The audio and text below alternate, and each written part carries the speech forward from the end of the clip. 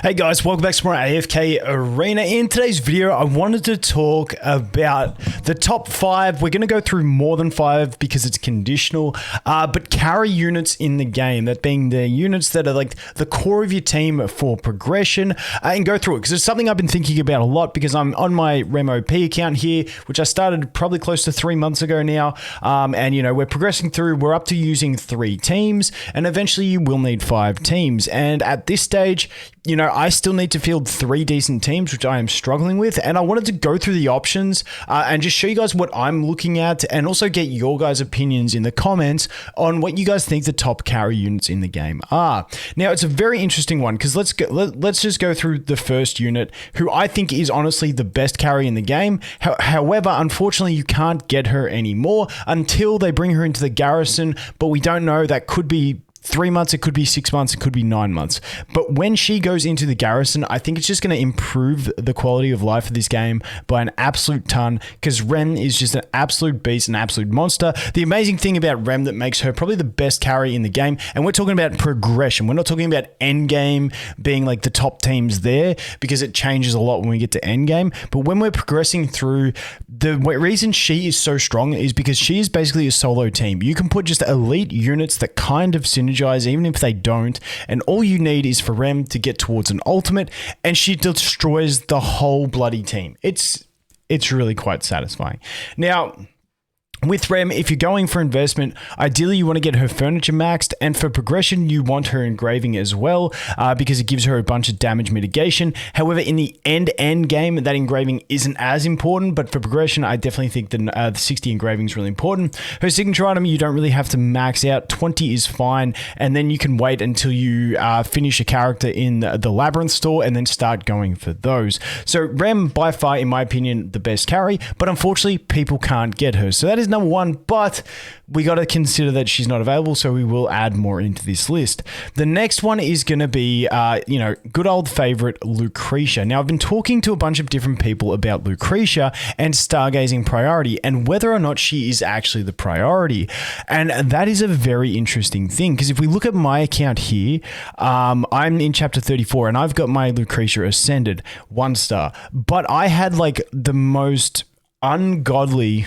the most godly god tier luck that you've ever seen on this account. If I had standard luck, I think I got 6 copies of her in 70 pulls. So if I had standard luck, I still would not have her ascended, and she wouldn't be doing what I need her to do at this stage.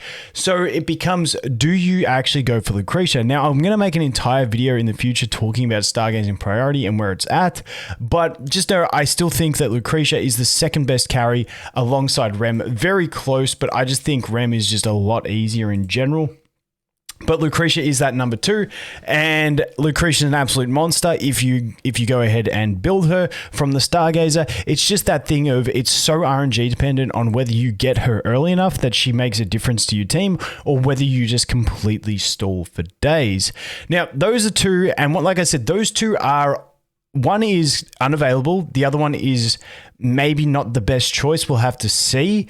But let's go into the other standard carries that you can get. Now, the next one I want to go into is an absolute monster carry who is one of my favorite characters.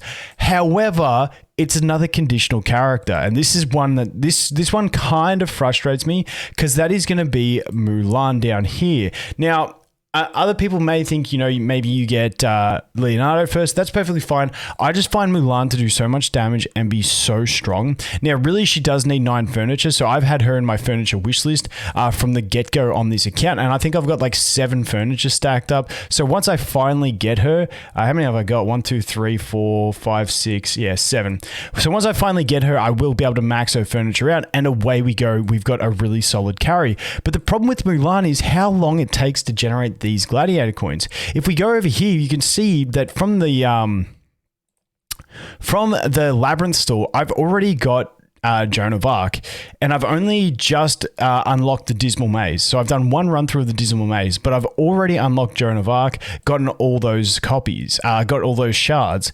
However, if we go here to the Challenger store, I've got 101,000. I am so far away, and my Mulan shards are still at 30. So I really hope they can do something to balance out the acquisition of these dimensionals from the Challenger store, just because they're like something like Mulan's really good for early. Let's pop this. Let's see what we get. Pippa. Because something like Mulan is really nice for the progression, but really hard to obtain in a manner that is timely enough to make it useful. And then when we look at the Challenger store as well, then you've got, I don't care how hard it is to get these Celestials and Hypergenes personally. I think for progressing players, like it's nice if we could speed up the dimensionals, but maybe leave the Celestials and Hypergenes where they are if they want to balance that out. But then we've also got Leonardo, who's an absolute beast, and we've also got Merlin, who's an absolute beast in there to get. But yeah, the acquisition's slow. So unfortunately, when we look at my top 3 personal favorite carries for this stage of the game, one is not available for new players at the moment. One is luck based on Stargazer, and the other one is time gated based on Challenger points. So let's go into some that you can actually get, because now we want to be more practical. The first one is going to be a Daemon. Now, unfortunately for me, I haven't pulled the copies of Daemons that I need. Daemon normally in this phase is paired with, like, I do see him often in a charm type team with a Mahira, put your Rowan in there, stuff like that, and you just sort of use the control and let Daemon just soak away at enemies. And basically through the entire early game, he's always been the king. He's always the one you put on your wish list, and you know you're set to go if you get the copies of him for your carry. So Daemon is an absolutely fantastic one. Tanky, shields, damage, scale, max HP, scaling damage as well. So absolutely amazing. Fallen off a bit in the end game, but once again, he does get used in those charm type teams sometimes to add to the damage potential of them. Moving on from that one, we have Raku. Now, Raku is who I've built as my third, and when we look at these guys, Rem and Lucretia are just one unit teams. They just pretty much they can function on their own. Yes, they may need some support from elite characters. It's all fine. Mulan does need a little bit of support, but she is pretty self-sufficient. Daemon needs a good chunk of support to make himself work.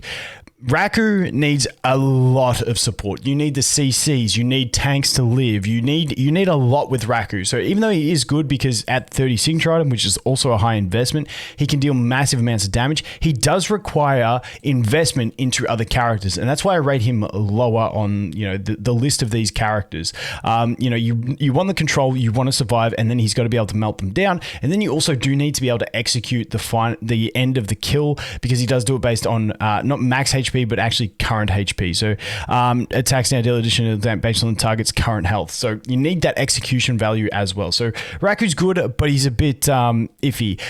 Next up is Scarlet. Now, Scarlet's actually probably better than Raku. I was just having trouble making her work, so I decided to invest in Raku, plus I already had him a little bit invested in. But Scarlet is one that most people are going to be building anyway for bossing and stuff like that. She's just a really good light bearer to put on the wish list. So you can go ahead and then build teams around her, getting her to nuke enemies, and away you go. Now, I kind of wish I went for her instead of the Raku now, because I'm hitting a bunch of maulers and it's triggering me beyond belief, but Scarlet is definitely a fantastic option for that carry. But once again, she does need an entire team built around her to allow her to do it. She's not going to be doing it by herself. Moving on from that, another option I want to mention is Kren. Kren's actually not a bad juggling option. We're getting into a stretch area here, but Kren can do nice damage. He works at 20 signature item. You do need the gear investment, but if you can get a team worked out, he can juggle enemies and just CC for days, and he can work as that option.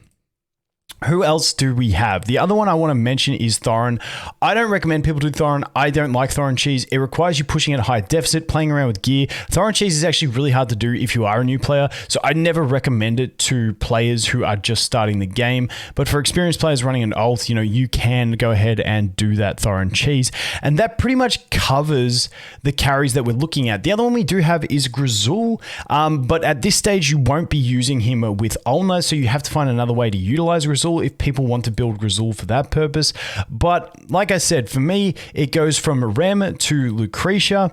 Then after Lucretia, we look at Mulan, who once again I don't have yet because she takes so long. So those first three really hard to get. But then we move on into Damon, into Scarlet, and then Raku, Kren, and then, like I said, you can try some of those Graveborns as well. So let me know if you guys think of anything that you've used, any better carries that you guys can think of for progression, because I'm really curious to see, because I'm right into it on this account at the moment, and I'm considering my steps moving forward when I need a 4th team and a 5th team. So I want to hear your guys' opinions, and if I need to, and I've missed anything very important, I can update this video and keep going from there. But it was just something I've been thinking about a lot and want to have a discussion about, so hope you guys enjoyed. Anyway, thanks for watching. Hope you have an awesome day, and I look forward to seeing the next one. Cheers.